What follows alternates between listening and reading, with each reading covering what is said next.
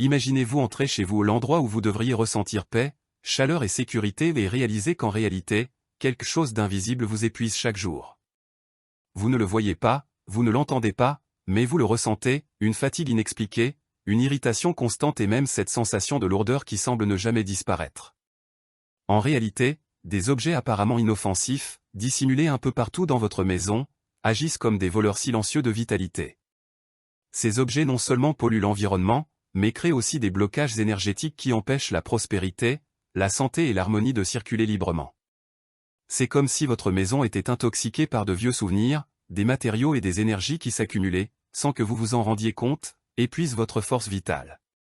Et le pire, c'est que beaucoup d'entre eux sont sous vos yeux au quotidien, mais vous vous êtes tellement habitué à leur présence que vous ne remarquez plus les dommages qu'ils causent.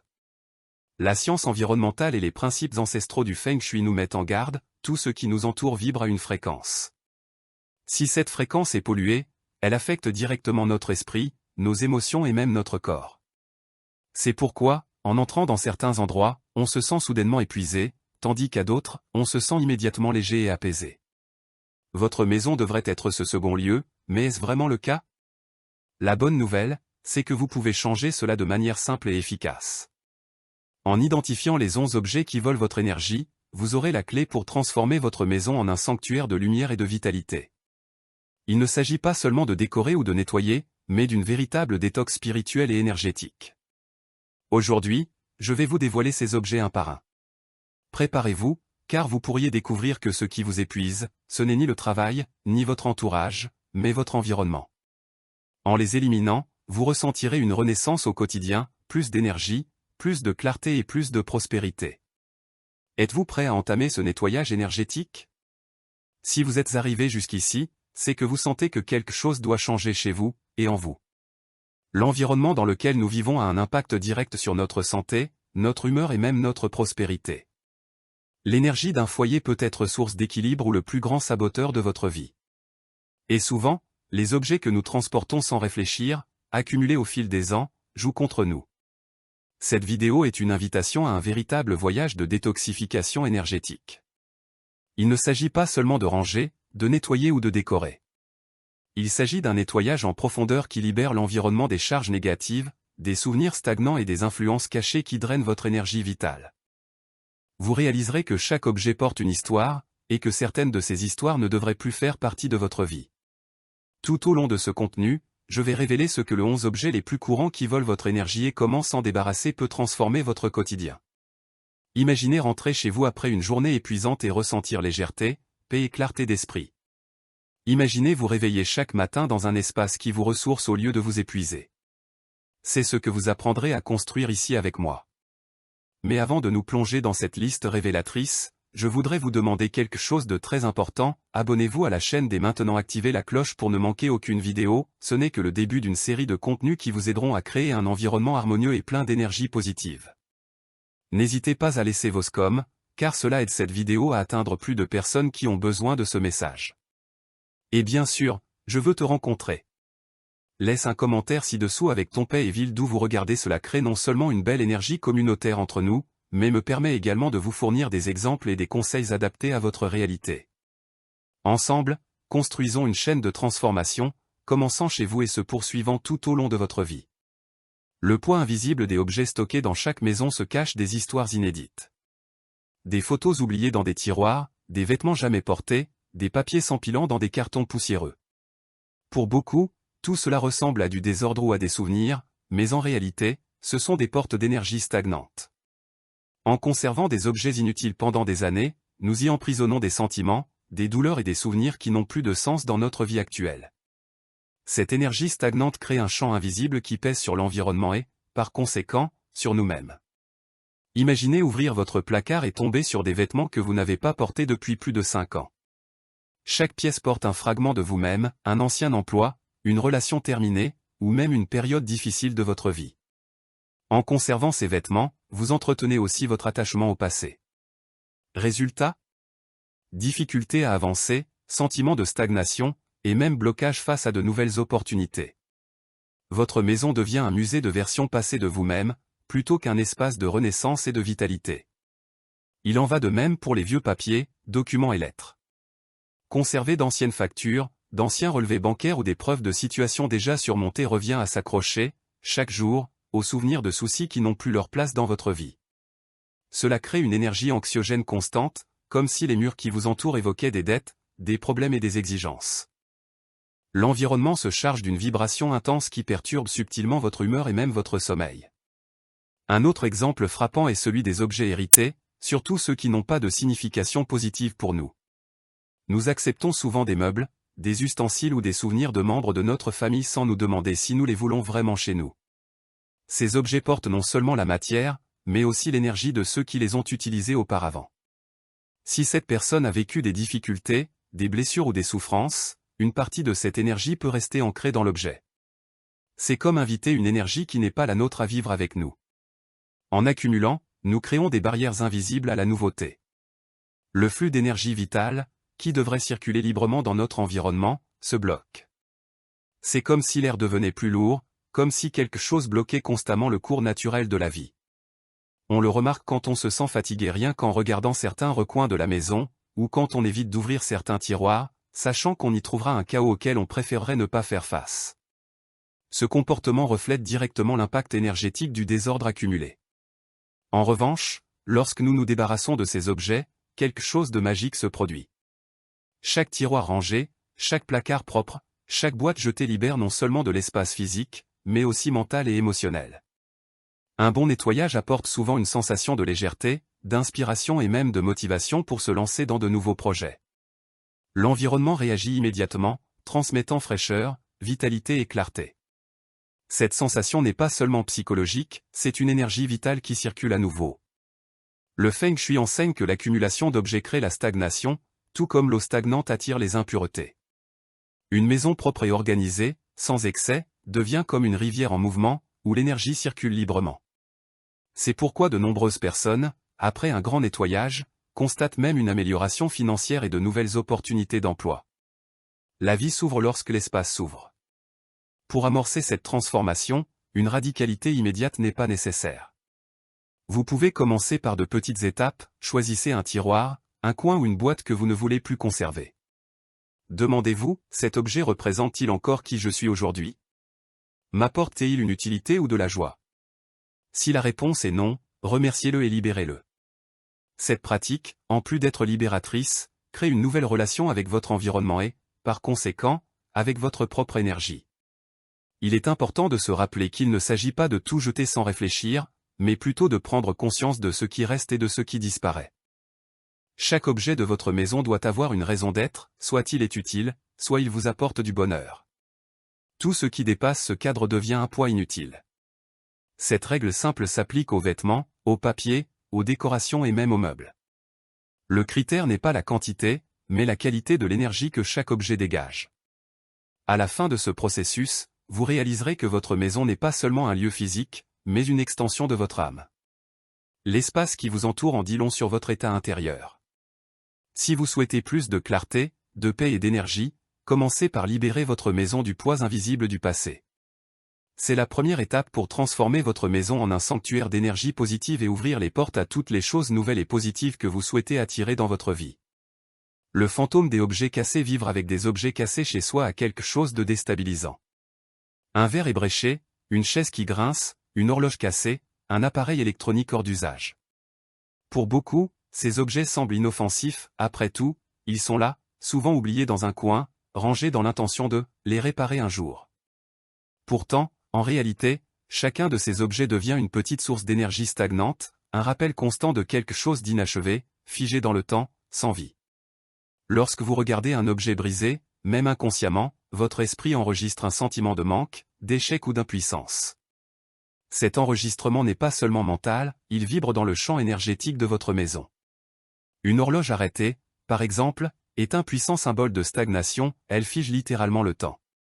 La garder accrochée au mur, c'est déclarer que votre vie n'avance pas, qu'elle est coincée dans un cycle inextricable.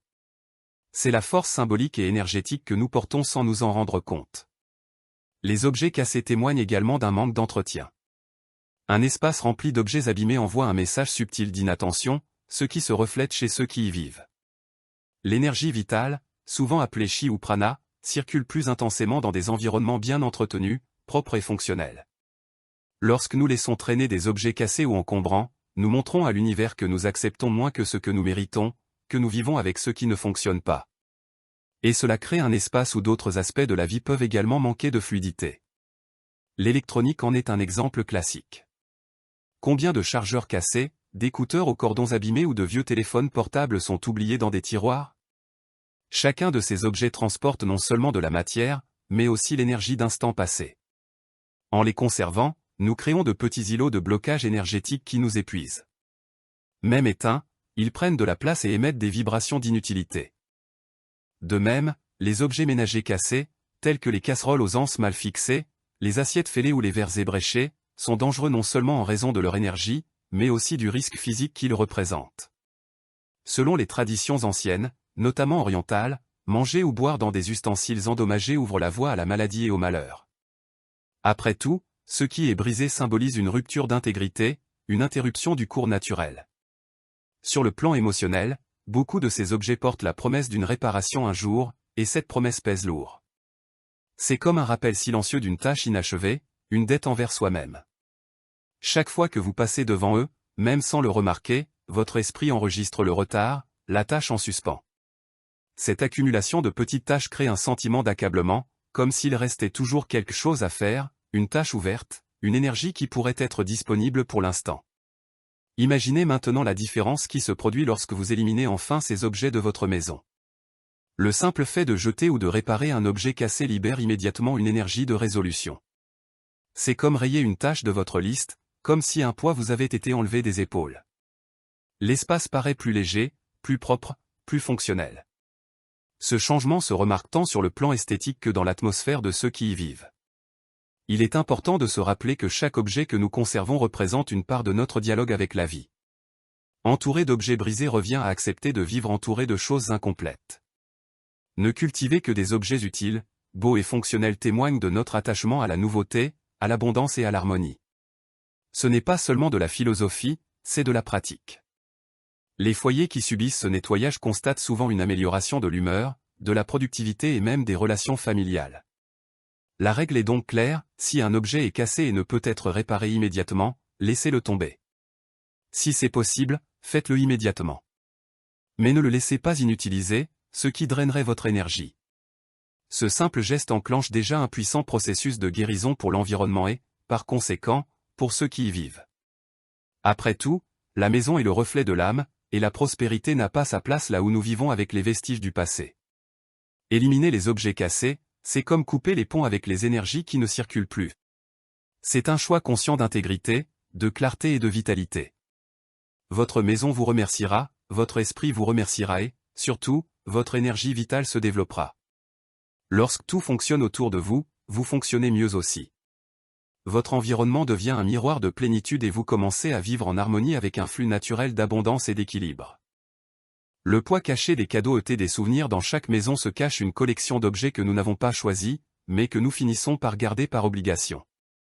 Ce sont des cadeaux qui n'ont jamais eu de sens, des souvenirs de relations passées, des objets hérités qui sont plus porteurs de douleur que de joie. Non seulement ces objets occupent de l'espace, mais ils entretiennent aussi des sentiments de tristesse, de douleur ou de déconnexion. La maison, qui devrait être un havre d'énergie positive, finit par devenir un réservoir d'émotions non résolues. Les cadeaux non désirés en sont un exemple classique. On reçoit souvent quelque chose et, par politesse, on le garde. Mais au fond, chaque fois que l'on regarde cet objet, on a l'impression qu'il ne nous correspond pas, qu'il ne fait pas partie de notre identité. L'énergie d'un cadeau porte l'intention de celui qui l'offre, et cette intention n'est pas toujours positive.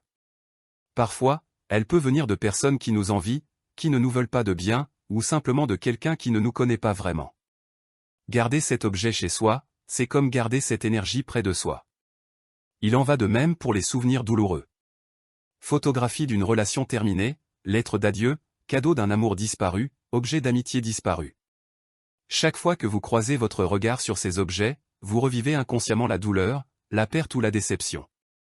Même sans vous en rendre compte, votre champ émotionnel est activé et cela vous prive d'énergie vitale. C'est comme une blessure qui ne guérit jamais, car elle se rouvre sans cesse. Les objets hérités de membres de la famille peuvent également être porteurs d'un lourd fardeau émotionnel. Nous acceptons souvent des meubles, des vêtements ou d'autres objets par simple tradition, mais ils peuvent être imprégnés d'histoires de souffrance, de disputes, voire de maladies. C'est comme si l'énergie du passé continuait de résonner dans votre foyer. Au lieu de vous nourrir, ces objets finissent par perpétuer des cycles de douleur qui ne vous appartiennent pas. Il y a aussi le poids de la culpabilité. Nous gardons des cadeaux et des souvenirs non pas par amour, mais par peur de blesser quelqu'un ou parce que nous pensons qu'il serait irrespectueux de nous en séparer. Cette culpabilité est un poison silencieux. Chaque fois que nous regardons ces objets, nous nous sentons prisonniers de choix qui n'étaient pas les nôtres. L'environnement cesse d'être le reflet de notre véritable essence et devient un lieu de compromis. En nous libérant de ces objets, nous créons un espace où notre maison reflète qui nous sommes vraiment.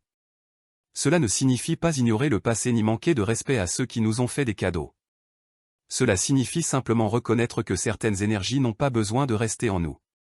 C'est un acte d'amour-propre, de guérison et d'alignement avec la vie que nous souhaitons construire désormais.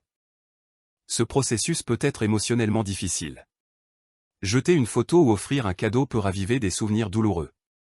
Mais n'oubliez pas, ce malaise est passager, tandis que le soulagement et la légèreté de se libérer de ce poids demeurent. C'est comme ouvrir les fenêtres d'une pièce fermée depuis des années et laisser enfin entrer la lumière.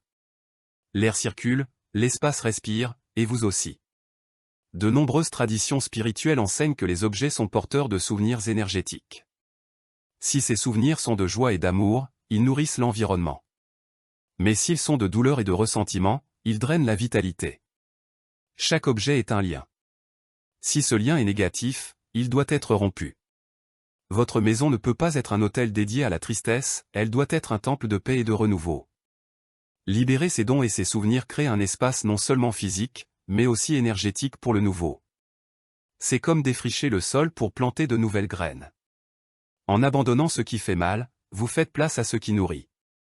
L'univers ne tolère pas le vide, chaque fois que vous abandonnez quelque chose qui ne vous sert plus, quelque chose de meilleur prend sa place.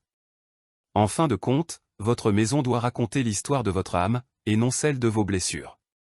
Elle doit être un lieu où vous vous sentez entier, bienvenu et épanoui. En éliminant les cadeaux indésirables et les souvenirs douloureux, vous réécrivez l'histoire de votre espace et déclarez à l'univers que vous êtes prêt à vivre le présent et à créer un avenir rempli d'énergie positive, d'abondance et de joie. La prison invisible du désordre. Le désordre n'est pas seulement un problème esthétique ou organisationnel, c'est un champ énergétique chaotique qui sape silencieusement votre vitalité. Une pile de vêtements, un bureau encombré de papier, un tiroir qui ferme à peine à cause de tant de bric-à-brac, tout cela n'est pas seulement synonyme de désordre, mais aussi d'énergie emprisonnée, de confusion mentale et même de blocages émotionnels. Espace physique et espace intérieur sont intimement liés, et lorsque l'un est en désordre, l'autre le reflète inévitablement. Chaque objet déplacé crée un micro-point de tension dans l'esprit. Même sans s'en rendre compte, notre vision capte le désordre et envoie au cerveau des signaux indiquant qu'il y a quelque chose d'incomplet, quelque chose à résoudre.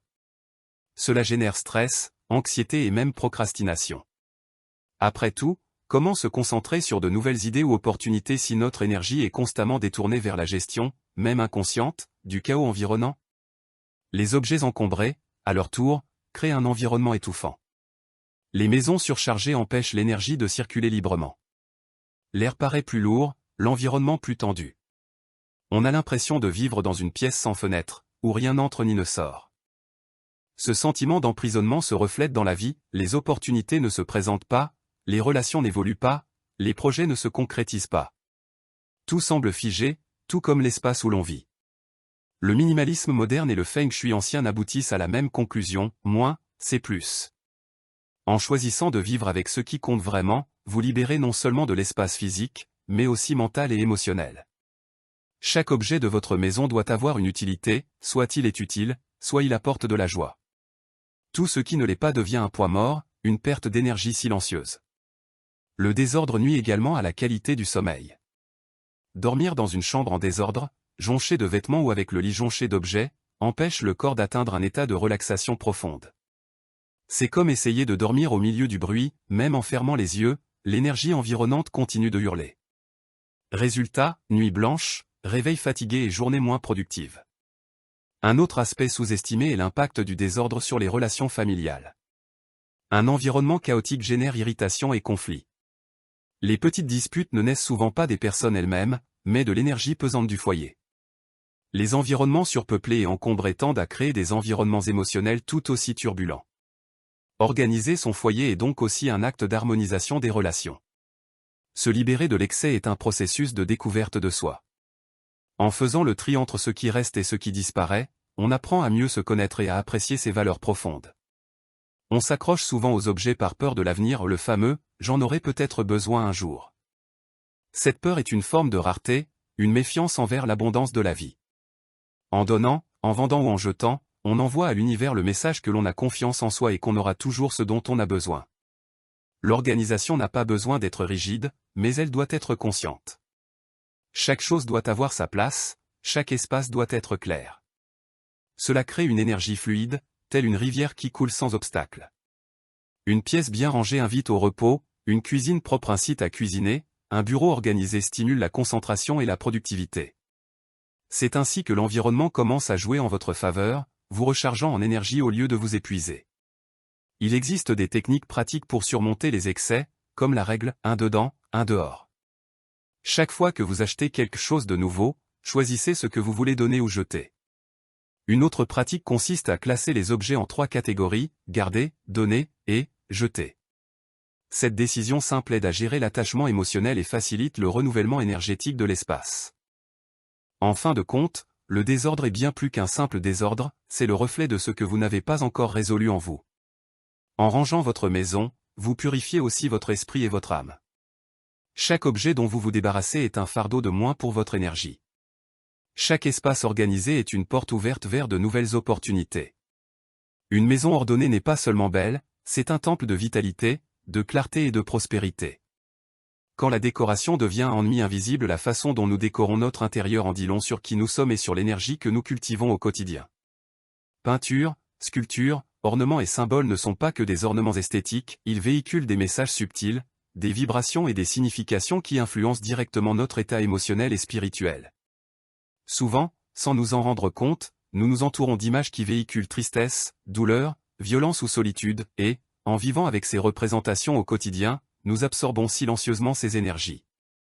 Les tableaux représentant des scènes de guerre, de violentes tempêtes, des personnages mélancoliques ou des expressions de souffrance en sont un exemple classique. Bien qu'ils puissent être considérés comme des œuvres d'art, ces symboles imprègnent la maison d'une atmosphère pesante, comme si la douleur était éternellement présente sur les murs. Il est courant que les personnes entourées de ce type de décor se sentent plus fatiguées, tendues ou sujettes à la mélancolie, sans même se rendre compte d'où vient cette influence. Un autre facteur important est la présence de sculptures ou d'objets décoratifs porteurs de significations de lutte, de rupture ou de mort. Épées croisées, crânes, animaux en position d'attaque, masques effrayants, tous ces éléments émettent une vibration qui renforce le conflit, la peur ou l'instabilité. Bien qu'ils puissent paraître uniquement décoratifs, dans le champ énergétique, ils servent d'ancrage au sentiment d'insécurité et d'agitation. Il y a aussi l'impact des images associées à la solitude et à l'abandon.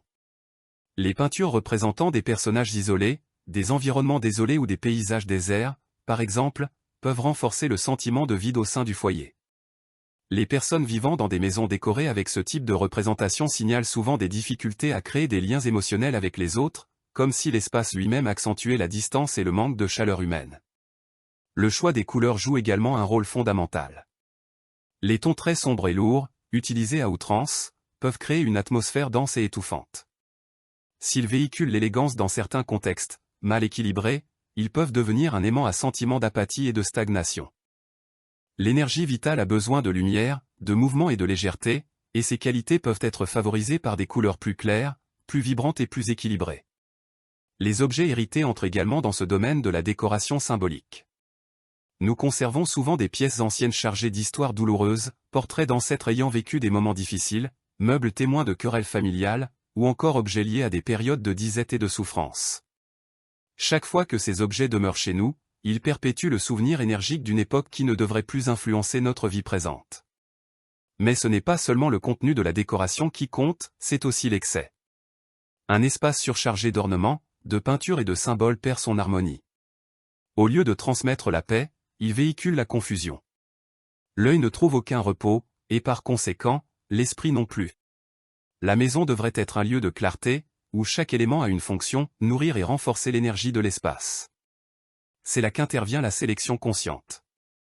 Choisir des décorations qui évoquent la vie, la joie, l'abondance et la sérénité transforme votre intérieur en un véritable sanctuaire. Des tableaux représentant des paysages naturels, des images de fleurs, des symboles de prospérité et des sculptures symbolisant l'harmonie et l'unité, tous ces éléments nourrissent l'énergie vitale et créent un champ vibratoire positif qui influence directement le bien-être des résidents. Lorsque vous examinez votre intérieur, demandez-vous, cette image m'inspire-t-elle ou m'attriste-t-elle? Cet objet me renforce-t-il ou me pèse-t-il? La réponse intuitive est toujours claire. Le corps le ressent, avant même que l'esprit ne le rationalise. Si quelque chose vous cause de l'inconfort, quelle que soit sa valeur matérielle ou son histoire, il ne doit pas rester. L'espace ne doit refléter que ce qui vous élève. En fin de compte, comprendre que la décoration est plus qu'une question d'esthétique est une étape essentielle pour créer un intérieur sain. Les symboles négatifs emprisonnent, tandis que les symboles positifs libèrent. Votre maison doit être le reflet de ce que vous souhaitez manifester dans votre vie, joie, abondance, santé, amour et paix. En choisissant consciemment ce qui reste sur les murs et dans les coins, vous devenez l'architecte non seulement de votre espace physique, mais aussi de votre énergie et de votre destinée.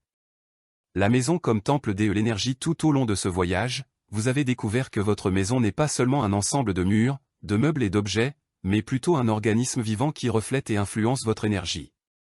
Chaque objet que vous conservez, chaque symbole que vous choisissez d'afficher, chaque espace que vous décidez d'aménager ou d'abandonner, tout cela constitue le champ vibratoire dans lequel vous vivez au quotidien. Lorsque votre maison est purifiée énergétiquement, vous vous purifiez également.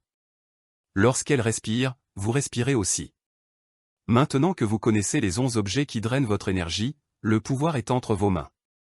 Il ne s'agit pas de vivre dans la peur de ce qui vous entoure, mais de vivre en pleine conscience.